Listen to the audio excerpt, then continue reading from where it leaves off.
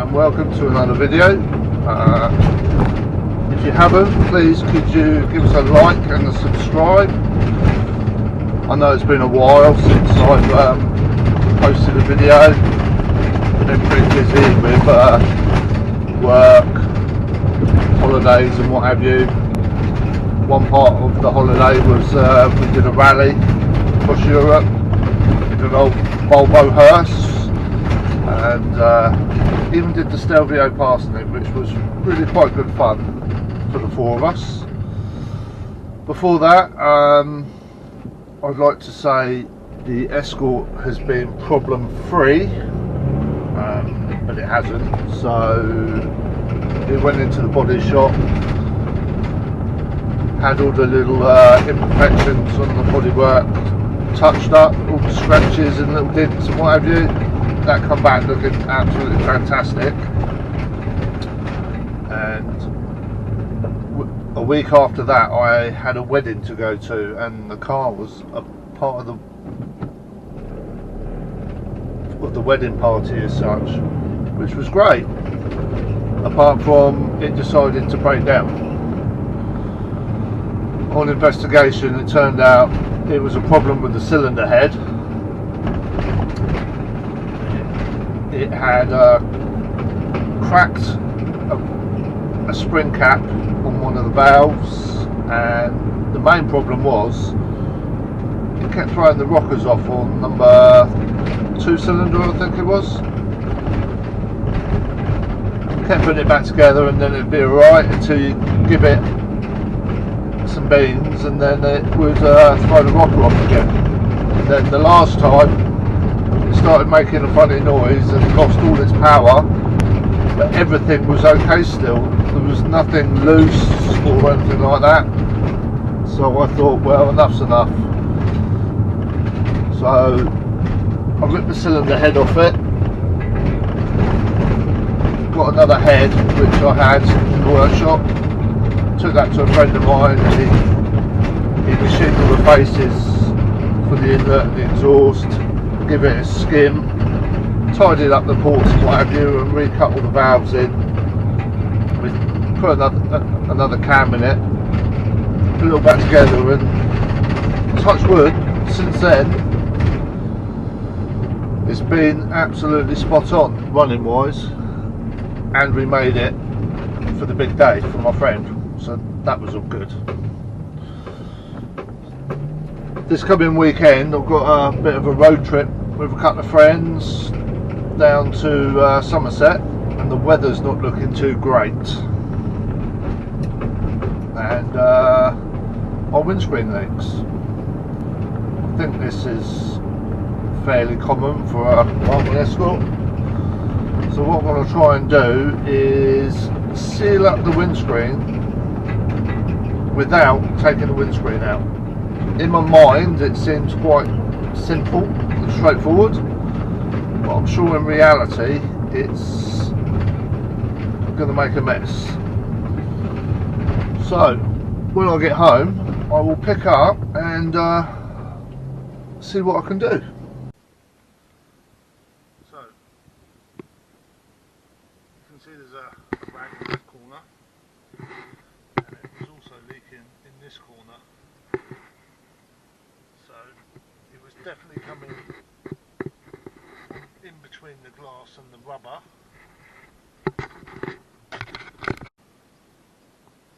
Although there's no obvious signs of a gap or anything. So what I'm going to do, peel the rubber back, put some tiger seal in there. So the first thing I've got to do is remove the windscreen wiper blades, and then get this trim out, and then hopefully I'll be able to peel this back enough to put some seal in there. So the first thing I've got to do is get these off. I believe it's just the case of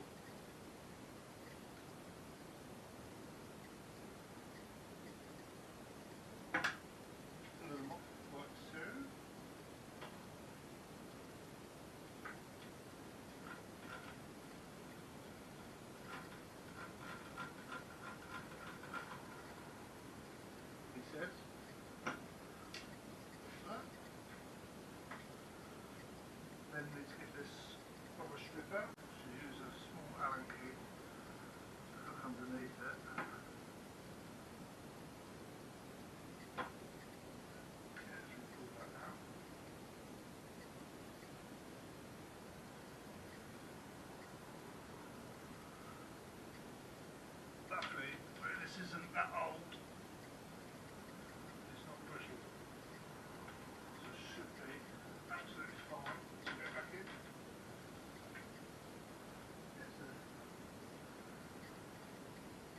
how that's all out, rather than it's back quite easy.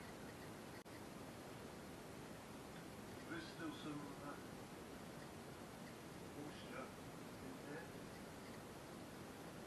Good dry.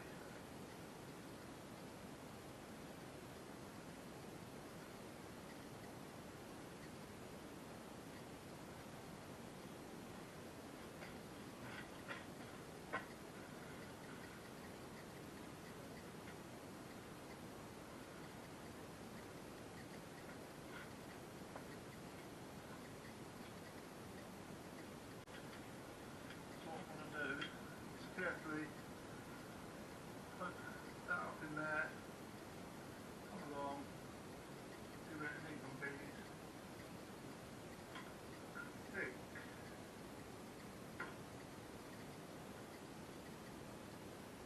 Well, you can put some around the outside as well.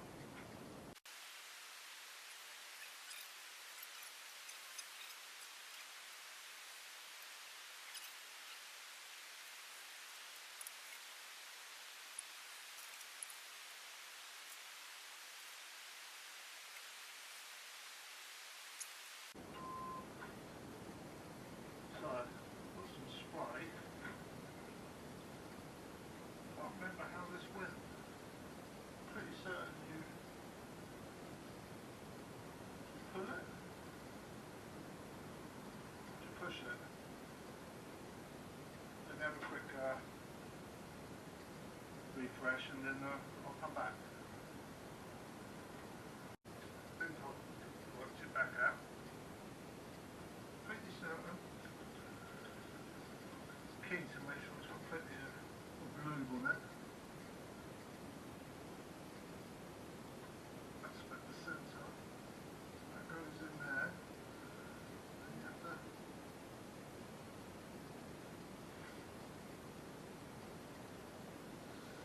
slowly push that in.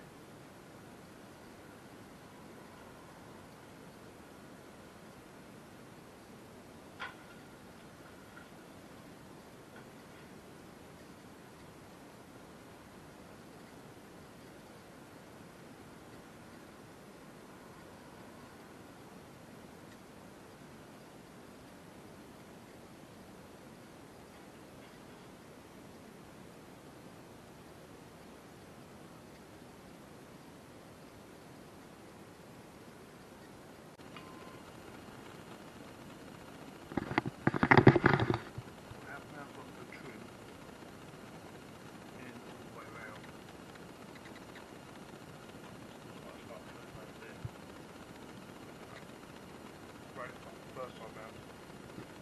What I'll do now is I will just wait for that season to dry and then leave it dry. So it's a week later. That's all been trimmed. Done the road trip to Somerset. 2 of the 3 of us made it there and back. I will say, I was one of the ones that made it there and back, which surprised me.